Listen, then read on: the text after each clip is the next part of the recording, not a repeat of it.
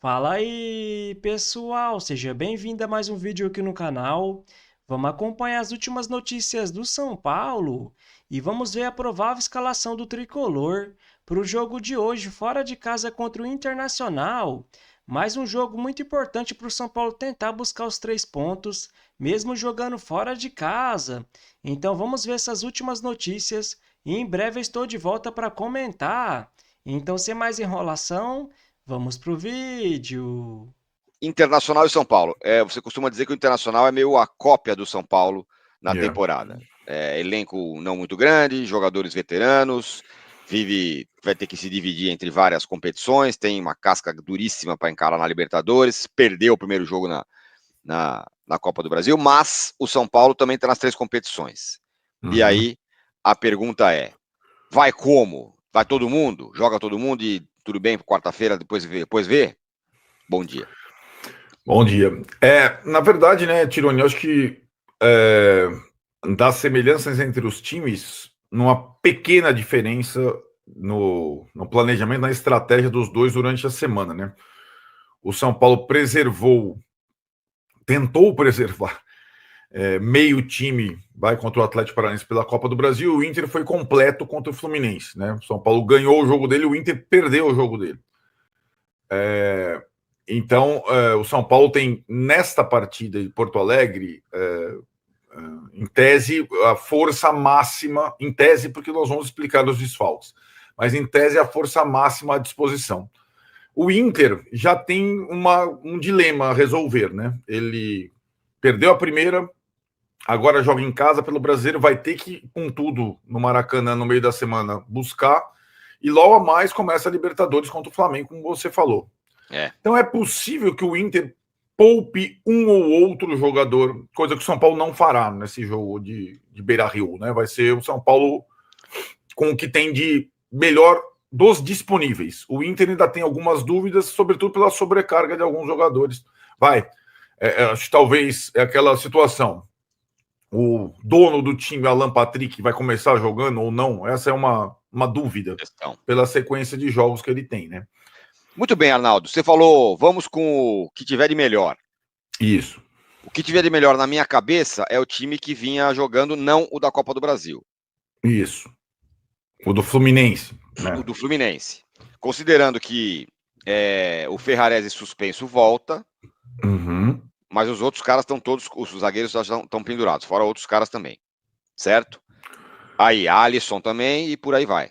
Mas vamos lá, me fala. Calma, vamos por partes, né? A volta do Ferrarese, que não pôde jogar a Copa do Brasil porque estava suspenso, é a novidade, mas aí você já não tem o Alan Franco que está suspenso. Então, essa alteração me parece a óbvia. Entre o Ferrarese saiu o Alan Franco, que, aliás, jogou no lado direito da defesa contra o Atlético Paranaense, foi capitão do time, aliás. Tá para renovar contrato, renova, pelo amor de Deus. E se arrastou agora no final, que estava muito cansado. A gente estava lá e viu. Ele precisa descansar um pouco. Mas aí vai, Ferrarese, Arboleda e Sabino, e aí sem zagueiro no banco. Aquilo que a gente está falando é a mesma coisa do jogo do Atlético Paranaense. Acho que numa emergência talvez o Negruti seja utilizado como zagueiro improvisado, mas o trio de zaga seria formado por Ferrarese, Arboleda e Sabino. Antes dos 3 zagueiros tem a volta do Rafael, goleiro, que foi preservado no contra o Atlético Paranaense, jogou o Jandrei sob muita desconfiança. E aí também, né, Tironi, as alas não tem muito segredo, né? O Enzo vai jogar porque o Wendel tá machucado. Agora o Wendel vai ficar um mês fora, 3 a 4 semanas. E na lateral direita, embora o Mike tenha colocado ali as suas asinhas de fora no segundo tempo contra o Atlético Paranaense, deve começar o Cedric, que jogou meio tempo. Então, talvez o Mike jogue um pouquinho, vai. Talvez no final, sei lá, depende do jogo. Não, pode ser. Não para melhorar o time, mas para descansar mais o Cedric, né? Tudo bem que ele jogou só meio tempo, mas... Assim, o que eu quero dizer, com a entrada do Mike já quebrou um negócio. O cara entrou já tem esse cara. Exato. É isso que eu quero dizer. Exatamente, ele pode ser opção. E aí, do meio para frente, se quiser, o Crespo pode utilizar a formação...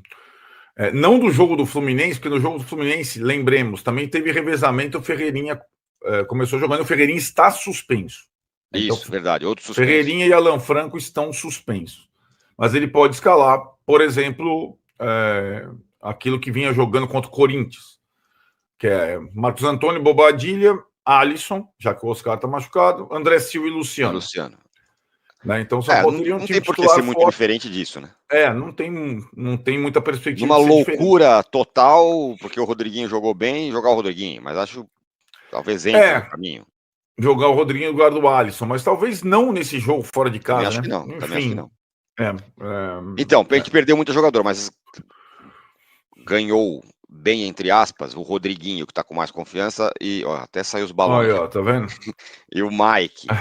Vai. Então, essa que não é nada, mas não é nada.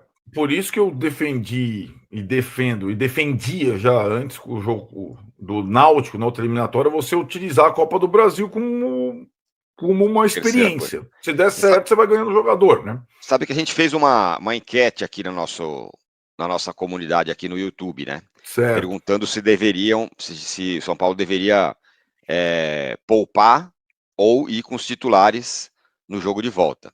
A maioria, 60%, está falando que deve ir com o mesmo time que jogou na quinta, meio misturado. Ou seja, poupar. Poupar os jogadores, né? Agora, é isso que eu ia te perguntar. Essa escalação titular hoje, você acha que implica alguma coisa na quarta? Implica em time misturado quarta? Eu acho que sim.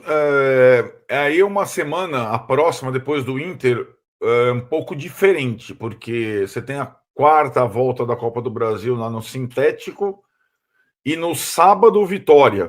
Sim. Né? E o Vitória precede a viagem para Medellín na Libertadores. Isso. Né? Então, eu imagino, Tironi, que ele vai misturar na quarta e misturar no sábado. E contra o Inter ele vai com o que ele tem de melhor. É a minha impressão. Né? Uhum. Tem que lembrar que para o sábado, contra o Vitória, talvez o Lucas esteja disponível para ir ao banco. É verdade, pode ir para o banco. E tem que lembrar também que o São Paulo tem 7 pendurados nesse jogo contra o Internacional, que se levarem o amarelo pode desfalcar o time. Hein? Vamos lá, Rafael goleiro, continua. E até por isso o Crespo falou que utilizou o Jandrei, porque o Jandrei pode ter que jogar no Brasileiro em algum momento. Os 3 zagueiros, Ferrarese, Arboleda e Sabino. Os 2 volantes, Pablo Maia, a gente nem colocou o Pablo Maia no time. Pablo Maia, Bobadilha e o André Silva. Então, ou seja, são 7 jogadores principais. Né, eu vou bater na madeira só uma coisa. Imagina se 2 zagueiros tomam um cartão no jogo, tipo hoje. Aí já não conta a Vitória, já não tem como ter 3 zagueiros. Cara, o número de zagueiros no elenco de São Paulo, para mim, é uma das aberrações desse momento da temporada, né? Porque a gente está comparando com o Inter, a gente já vai falar do Inter. O Inter já está contratando, já contratou e pode ter até estreia hoje, não investindo pesado no mercado, mas está contratando porque tem jogador lesionado, tem 3 frentes, etc. E o São Paulo com uma dificuldade imensa, né, de contratar reforços. Aliás, o Tironi está mergulhando nos detalhes da questão FDIC econômica do São Paulo. Ele começou a entender melhor essa situação, então não me parece ser, pelo que o Tironi foi me passando, ele vai explicar isso em outros momentos, em outros vídeos. Não é um cataclisma, não é um sucesso também, mas existe a rigidez desse ano orçamentário que vai continuar em termos de departamento de futebol. O São Paulo não vai fazer grandes investimentos mesmo. Eu vou tentar saber mais. Assim, que eu recebi uma explicação sobre FDIC, o momento do São Paulo, que foi a melhor explicação que eu recebi, que é a melhor explicação possível para um cara que não entende patavina de finanças, esse negócio que é o meu caso.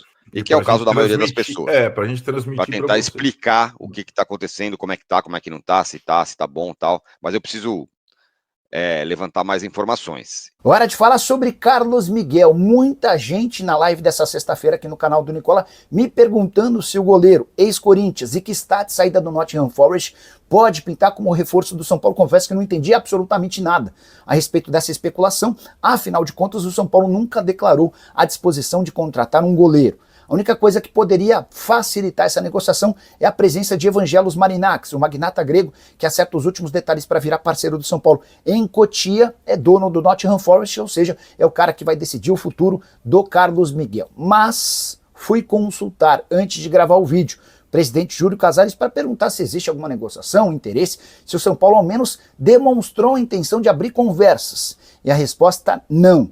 Carlos Miguel não cabe no orçamento do São Paulo, até porque vai haver a necessidade de um investimento de pelo menos 4 milhões de euros e é um goleiro que vai custar em salário pelo menos R$1 milhão por mês. A tendência é que o Carlos Miguel vire reforço de um clube brasileiro nos próximos dias ou semanas. Palmeiras, Flamengo, Botafogo e Bahia hoje são os grandes com mais interesse na contratação de um goleiro. E a relação de John Textor e Evangelos Marinakis pode facilitar a ida do Carlos Miguel pro Botafogo, até porque o John, goleiro titular do Botafogo, tem proposta do West Ham. Mas o futuro do Carlos Miguel será conhecido em breve. O que dá para cravar é que Carlos Miguel não faz parte dos planos do São Paulo. O tricolor hoje tem como prioridades a contratação de um lateral direito em caráter de urgência, até porque o Cédric não tem dado conta do recado, e de mais um ponto. Se for possível contratar um meia e um zagueiro, bem. Se não, São Paulo vai com o que tem. Importante, mesmo o lateral e o atacante só serão contratados mediante acertos sem custos. São Paulo passa por enormes dificuldades financeiras e não se encontra em condição de fazer investimentos altos. Então vamos comentar sobre essas últimas notícias do São Paulo. E o tricolor entre campo hoje, agora jogando fora de casa contra o Internacional. Mais um jogo muito importante para o São Paulo tentar buscar pontos, mesmo jogando fora de casa. Até porque, até agora no campeonato, em 17 jogos, o São Paulo venceu apenas 5, empatou 7 e também perdeu 5. E para o jogo de hoje, o zagueiro Alan Franco e o atacante Ferreirinha estão fora por suspensão. E o Wendel, o Lucas Moura, o Oscar, o Luiz Gustavo, o Luca e por aí vai, estão fora porque estão machucados, galera? Então a provável escalação do São Paulo deve ter Rafael no gol, a linha de 3 zagueiros, com Sabino, Arboleda e Ferrarese, na ala direita Cédric e na ala esquerda Enzo Dias, e no meio Marcos Antônio, Alisson e Bobadilha, e na frente André Silva e Luciano. E na minha visão, sem Ferreirinha e Wendel, o São Paulo perde muito. Até porque jogando com essa linha de 3 zagueiros, precisa de jogadores mais rápidos. E nem o Enzo Dias na esquerda, e nem o Cédric na direita, sobe muito. E um ataque formado por André Silva e Luciano fica um ataque mais lento, diferente de Ferreirinha e Luciano, que fica um ataque com mais velocidade e mobilidade. Por isso que o São Paulo busca um lateral direito no mercado que seja mais ofensivo do que o Cédric e mais um zagueiro, galera? Até porque quando não tem nenhum no banco de reservas, fica complicado. E uma opção aqui para o meio-campo poderia ser o Rodriguinho, para trazer mais velocidade. Ele que vem entrando muito bem nos últimos jogos, foi titular no último da Copa do Brasil e fez uma jogadaça para o gol do Ferreirinha. E uma boa notícia, o São Paulo resolveu as pendências com o empresário do Alan Franco e deve anunciar a renovação de contrato com o zagueiro já nesse início de semana. Uma ótima notícia, galera? Até porque o São Paulo ainda tenta buscar mais um zagueiro no mercado. E se perdesse ainda o Alan Franco, ia ficar mais complicado. O São Paulo que conta com Arboleda, com Sabino, com Alan Franco e com Ferrarese, já que o Juan Tressoldi foi devolvido para o Sassuolo. Mas que nem eu sempre venho falando aqui, galera? Será que o São Paulo não tem nenhum zagueiro na base capaz de se tornar o 5º zagueiro do time? Uma base como Cotia, não é possível que não forme um zagueiro, galera? E após essa partida de hoje, o São Paulo volta a campo na quarta-feira, agora jogando fora de casa contra o Atlético Paranaense, pelo 2º jogo das oitavas de final da Copa do Brasil, e basta um empate para o tricolor para se classificar para as quartas de final. E eu não concordo com alguns comentaristas que falam que o São Paulo tinha que abrir mão da Copa do Brasil. Até porque, na minha visão, um clube que atravessa uma grave crise financeira não pode abrir mão de um dos torneios que mais paga. Até porque, até agora, o São Paulo enfrentou um time de Série C, o Náutico, e agora um time de Série B, o Atlético Paranaense. Então já pensou o São Paulo ser eliminado pelo Atlético e depois cair também na Libertadores? Ia sobrar apenas o Campeonato Brasileiro. Por isso que, na minha opinião, o São Paulo poderia passar para as quartas de final aqui na Copa do Brasil e tentar também passar na Libertadores. Aí sim, né, galera, mais para frente, começar a pensar, se estiver muito mal no Campeonato Brasileiro, poupar mais em alguns jogos. Mas agora não, na minha visão. E depois, no sábado, dia 9, o São Paulo joga em casa contra o Vitória. E na terça-feira, dia 12, tem o primeiro jogo das oitavas de final da Libertadores. O São Paulo joga fora de casa contra o Atlético Nacional. E no sábado, dia 16, o São Paulo joga fora de casa contra o Sport. Então, aqueles jogos fáceis, né, galera? Entre aspas, mais fáceis, que o São Paulo não venceu em casa com o Zubeldia, o Fortaleza, o Sport, o Vasco da Gama e o Mirassol. Agora o São Paulo vai enfrentar esses mesmos times, só que fora de casa. E depois, no dia 19, vai jogar em casa contra o Atlético Nacional pelo segundo jogo, né, das oitavas de final da Libertadores. Já no dia 24, joga em casa contra o Atlético Mineiro. E no dia 30, joga fora de casa contra o Cruzeiro. Então essa é a sequência do São Paulo nos próximos dias. Então, se você curtiu o vídeo, deixa seu like, se inscreva no canal e até a próxima!